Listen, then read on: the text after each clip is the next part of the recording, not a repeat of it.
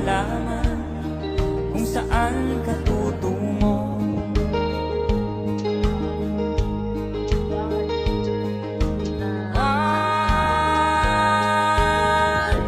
Kung nakamit mo ng pangarap,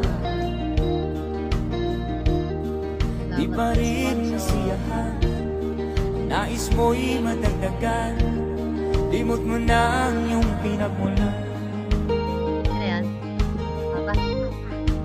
Punta ka rin doon. Tanong ka rin. Bakit nga Ayaw. ba Teka. ganito?